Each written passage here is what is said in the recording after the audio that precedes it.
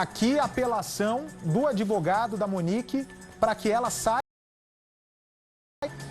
ainda que estejamos em fase policial, apesar de não haver garantia formal da ampla defesa do contraditório, é momento que deve reunir o maior número de elementos probatórios diante da pública e notória mudança de versões. Atenção, Brasil, para esse detalhe importante. Dito aqui, assinado pelo Dr. Hugo e o Dr. Tiago, e também não está assinado por ela, mas esse documento também escrito com a ciência da doutora Thaís Assad.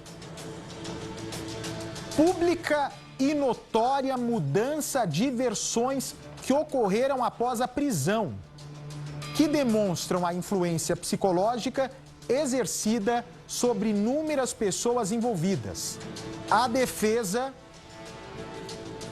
reitera pedido de nova oitiva, ou seja, novo depoimento da senhora Monique, porque existem, atenção para esse detalhe, inéditas e graves revelações. Inéditas e graves revelações a respeito do crime e de momentos posteriores a serem feitas. Ou seja, no dia do assassinato e depois do assassinato. O que isso quer dizer? Que no dia que o menino morreu, há um novo elemento que a Monique quer colocar no jogo. Que logo após o assassinato ter ocorrido e que veio a conhecimento nacional, houve também, portanto, uma grave revelação que vai ser feita. Possivelmente nessa carta que os advogados teriam acesso hoje. Doutor Guastelli.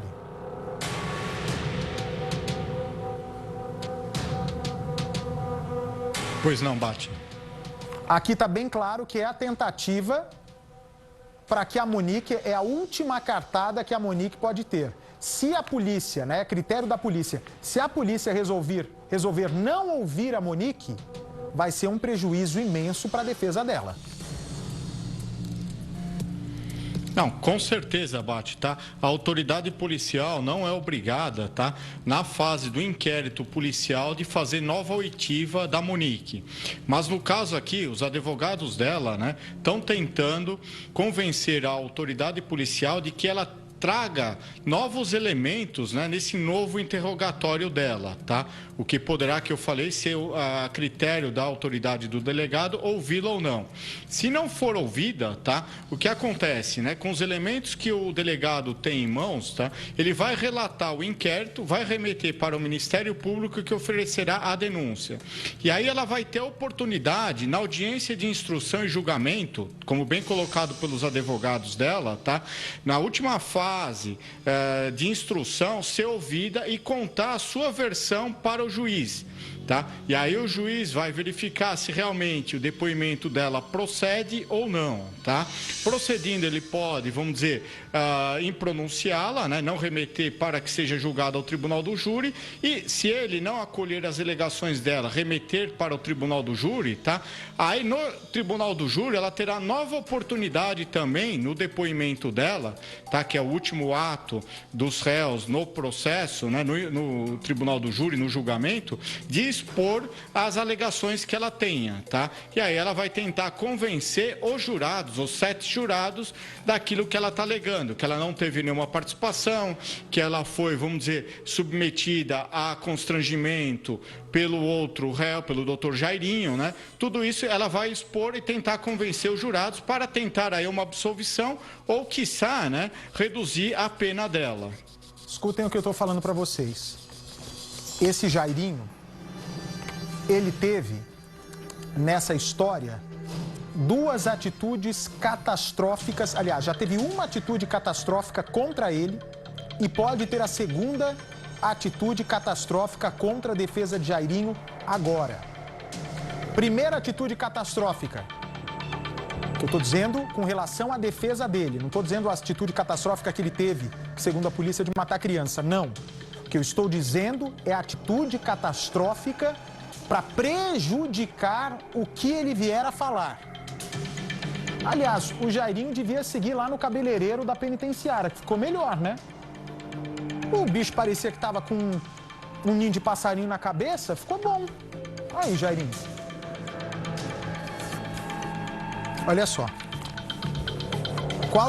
Adivinha, Guastelli, qual foi a primeira atitude catastrófica que fez com que a casa de Jairinho caísse? Tem algum palpite? Na tentativa dele de se livrar de provas? A mudança dos advogados? Não. Ah, tentativa de se livrar de provas. Vamos por assim, jogar os celulares. Não. Você vai ver. Adriana Rezende está comigo, Rafa? Adriana Rezende, qual que é teu palpite? São duas atitudes catastróficas, uma já foi efetivada. A outra pode ser efetivada a qualquer momento, que vai colocar o Jairinho em situação ruim. A primeira eu já disse, a primeira é o que eu quero saber. A segunda pode acontecer, que é esse depoimento bomba da Monique. Você tem algum palpite sobre qual seria a atitude do Jairinho que pode comprometer ainda mais a vida dele, Adriana Rezende? Talvez aí uma tentativa de intimidação a Monique Medeiros, né? Logo após esse crime. Bom, eu acho que várias atitudes dele são catastróficas, né, Bate? E até por isso mesmo a polícia acaba de informar que não descarta a possibilidade de ouvir novamente a Monique Medeiros, apesar de achar que já tem indícios suficientes para concluir o inquérito essa semana. E, Bate, vale lembrar também que um novo depoimento, um outro depoimento também pode acontecer ainda essa semana, que é da avó materna do Henri Borel. A mãe da Monique Medeiros, a Rosângela Medeiros, ela que já foi ouvida no primeiro depoimento e disse que não tinha conhecimento das agressões. E depois acabou sendo desmentida pela babá Tainá Ferreira, que disse que já teria falado com ela sobre essa rotina de violência em que a criança ficava exposta na casa do padrasto e da mãe. Por que o depoimento da avó do menino é importante? Ele gostava muito de ir à casa da avó, se sentia muito à vontade por lá, e aí a polícia quer saber exatamente dela qual era a rotina dentro desse apartamento e se o garoto já havia revelado alguma coisa para ela. Agora, é um depoimento complicado porque ela é a mãe da Monique e talvez possa não falar a verdade para proteger a filha. Bom, essa é a expectativa, então, de outros depoimentos ainda essa semana. Amanhã não tem depoimentos marcados, não. Pelo menos por enquanto, viu, Bate? A polícia ainda está analisando os laudos e ainda extraindo mensagens do celular apreendidos até agora. Mais Adriana Rezende, divide aqui a Adriana e o Guastelli aqui no telão do povo, por favor.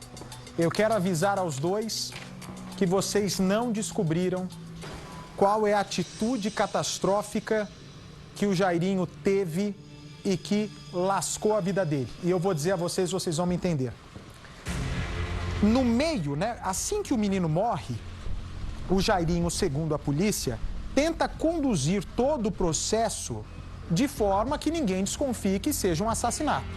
Ok? Até aí todos nós estamos convencidos pelo que disse o delegado do caso.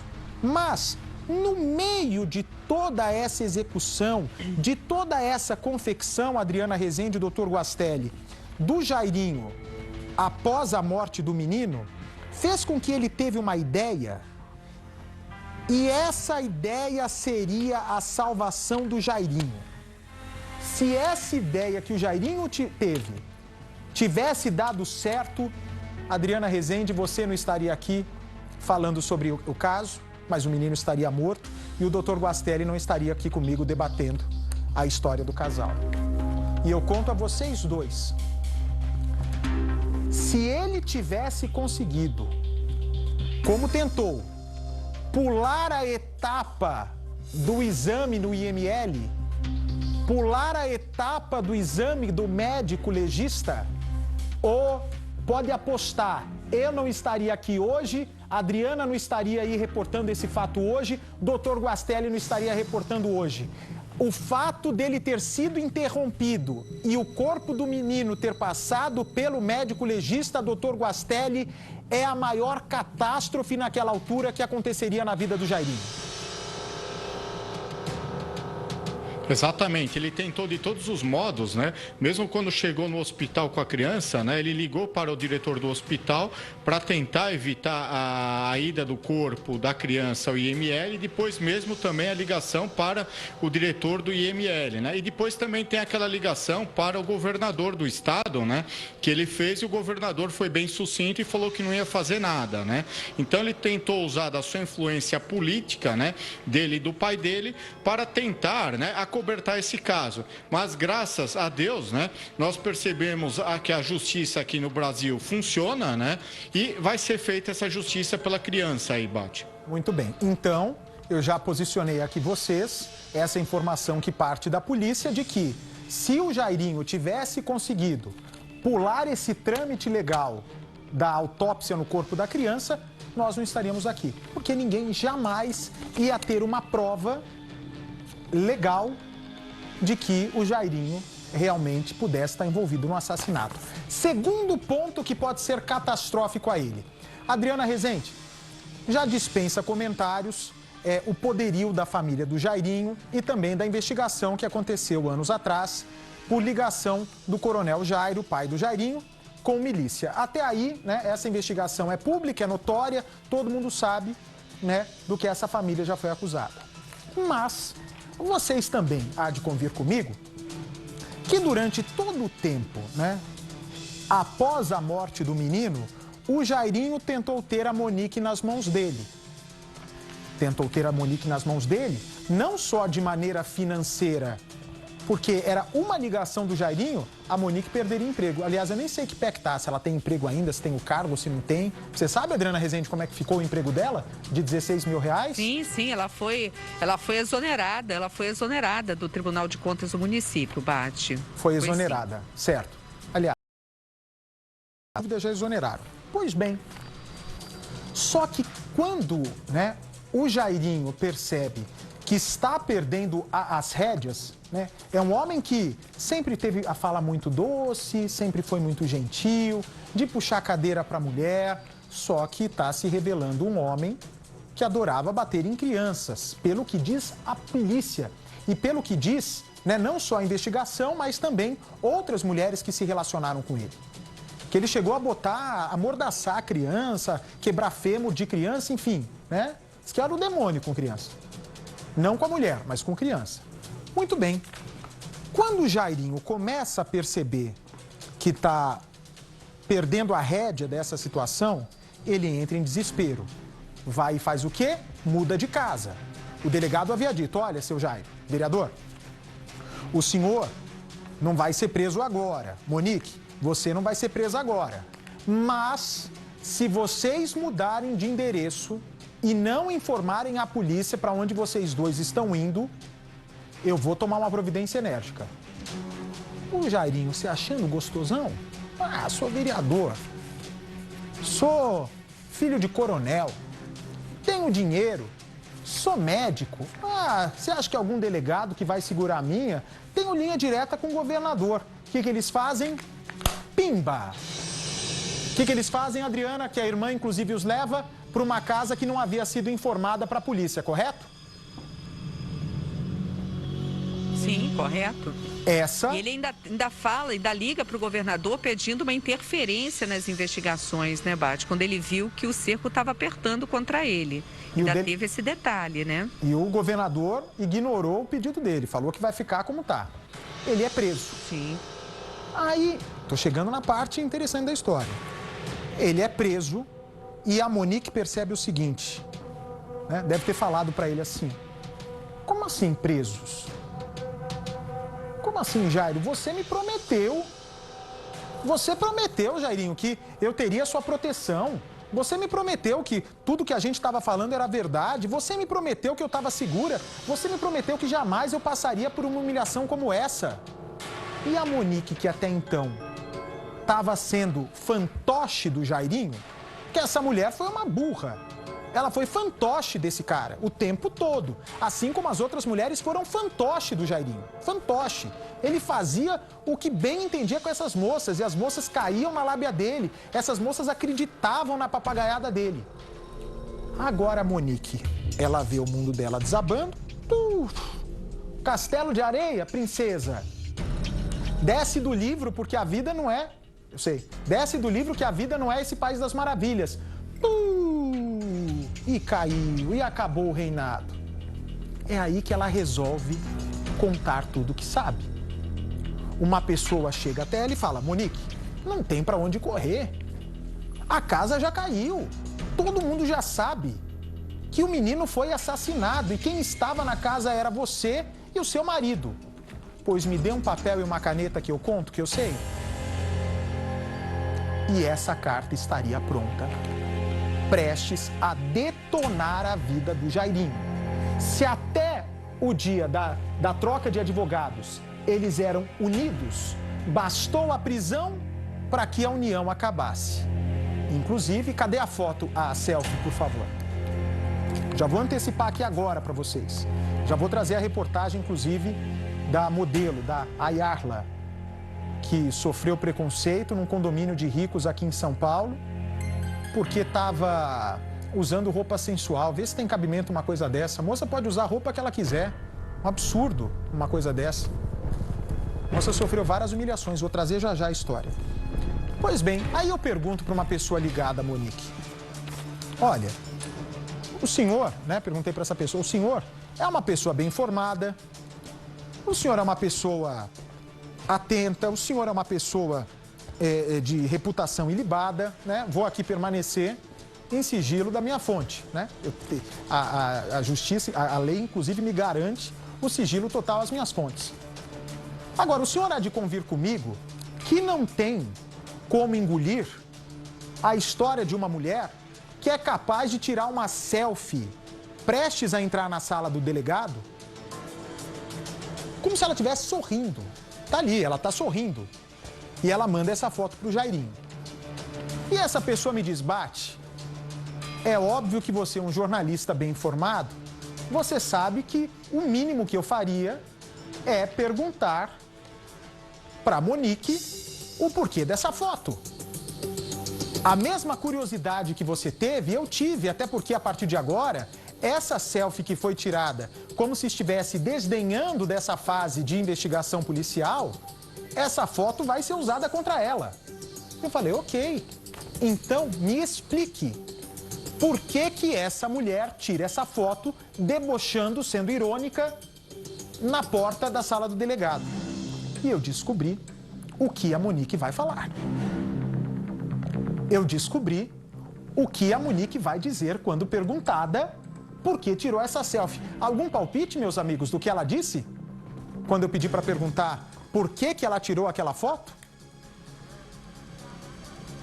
Ô, Bate, eu acredito que ela tenha tirado essa foto, né, a pedido do namorado dela, do Dr. Jairinho, né, para poder o dia de amanhã ser usada contra ela, né, porque não teria, né, senso, assim, uma pessoa que está sendo investigada, sabendo do que aconteceu com o filho, né, tirar essa selfie, né, ainda mais estampando esse sorrisinho aí, né, nos lábios, né. Então é cômico isso, né, não dá para acreditar que uma pessoa em sã consciência faria isso, né. Algum palpite, Adriana Rezende, por que ela tirou essa foto ou não? Eu vou trazer agora, vou contar agora para você. Bom, eu acho que ele deve ter pedido a ela para tirar essa foto para que ele pudesse ali comprovar que ela estava na delegacia, ou talvez já pensando em usar depois essa foto contra ela. É uma mente ali que trabalha o tempo todo pro mal, né? Eu vou avisar vocês, tá? O que me foi dito, ok? O que me foi dito por uma pessoa que ouviu isso da boca da Monique. Ela disse que foi tão dopada, mas tão dopada, que ela nem se lembra dessa foto. Ela disse que estava tão dopada, mas tão dopada, a ponto de ter tirado essa foto na porta da sala do delegado, ter enviado essa foto e não se lembra o que aconteceu. Aí você vai me dizer assim: eu sei que o que a Adriana Rezende está pensando e eu sei o que o Dr. Guastelli está pensando. Bate, muito simples, você chega e fala que não lembra. Que você tirou essa foto e nem se lembra. Só que eu conversei com um médico neurologista, Dr. Leandro Teles. Perguntei para ele: doutor, qual a chance de alguém não se lembrar exatamente do que está se passando.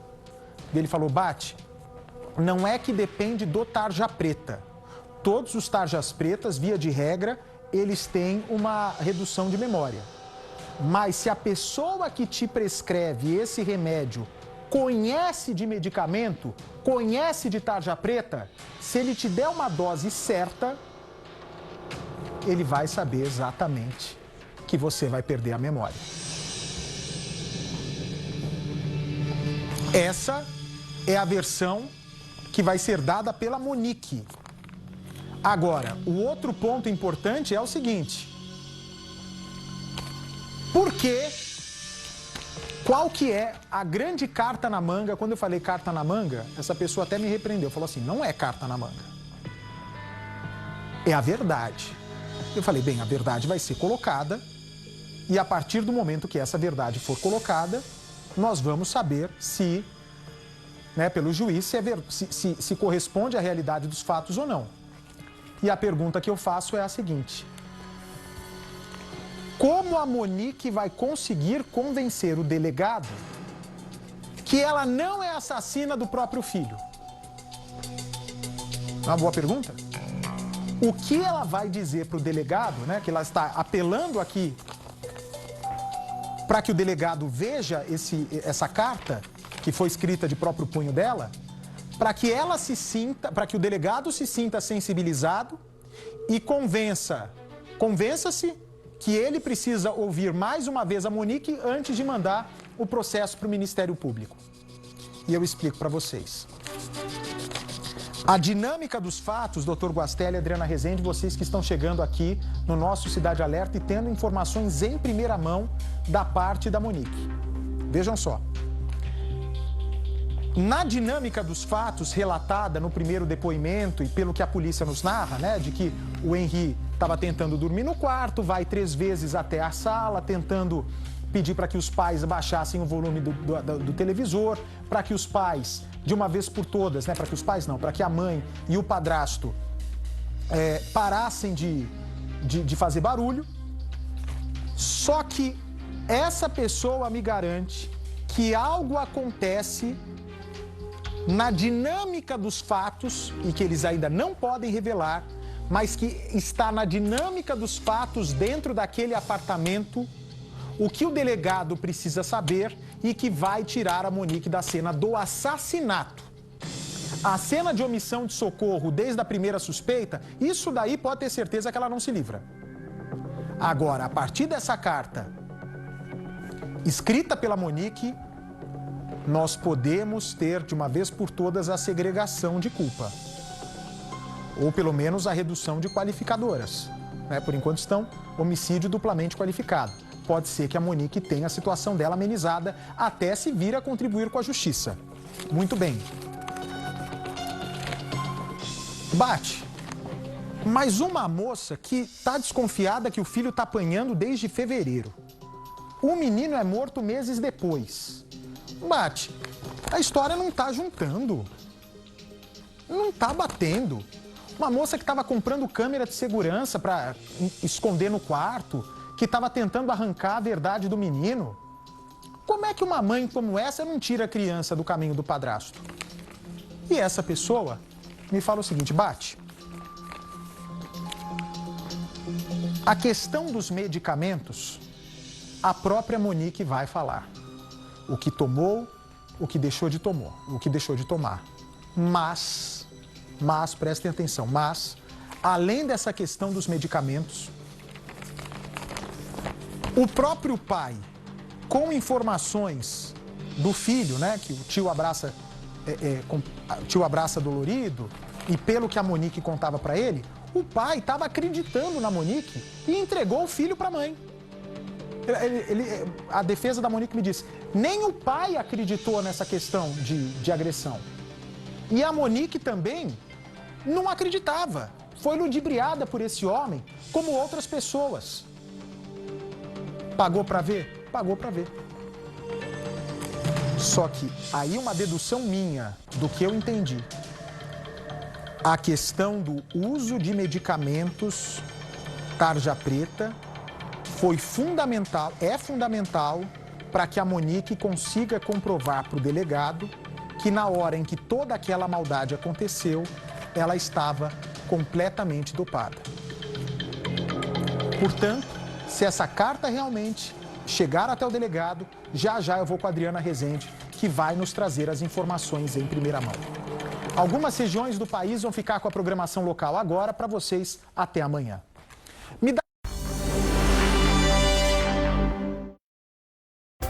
Olá! Falso sequestro. Polícia consegue identificar e prender 4 suspeitos de aplicar golpes pelo celular. E confira outros destaques do SP Record desta segunda-feira. Em Santos, escolas particulares podem funcionar com 35% da capacidade de alunos matriculados. Os detalhes eu conto já já. Também vamos saber como está o calendário de vacinação contra a Covid-19 nas cidades da região. Motoristas protestam contra o fim do sistema de transporte alternativo em Cubatão. Mudanças climáticas. Ciclone leva mais chuva para o litoral. Ator mirim de São José dos Campos tem papel de destaque na novela Gênesis da Record TV. Vamos conhecer o Dani Guto, que vai interpretar Isaac, filho de Abraão. É daqui a pouco no SP Record. Ainda, os atletas de Taubaté, bicampeões da Superliga Masculina de Vôlei, comemoram o título com um belo exemplo de solidariedade.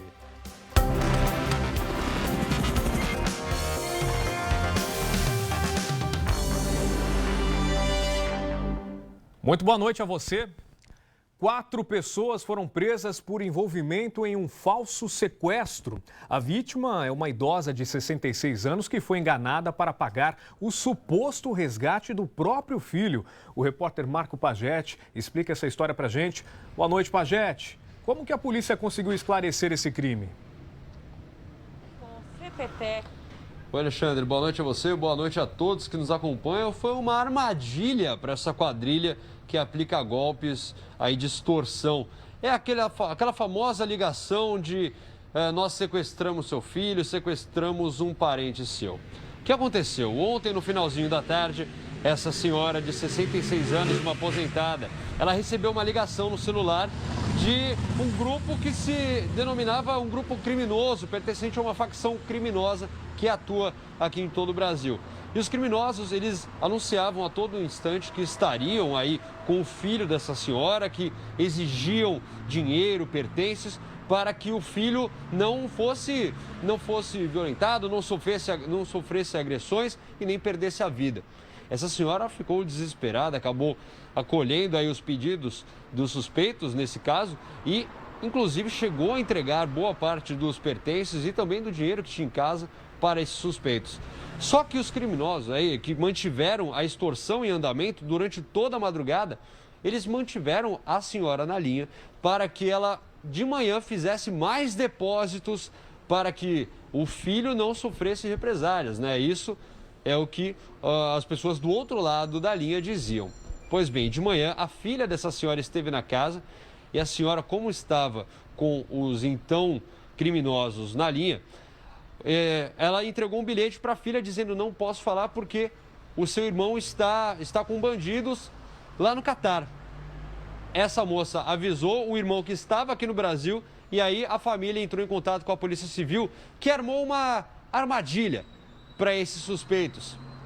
O doutor responsável aí pela DigDake aqui de Santos, doutor Luiz Ricardo Lara, conversou com a gente hoje em coletivo e explicou como funcionou aí essa arapuca para pegar os criminosos. Logo o filho dela tomou conhecimento da ação criminosa bem cedo, por volta das 7 da manhã, e noticiou aos investigadores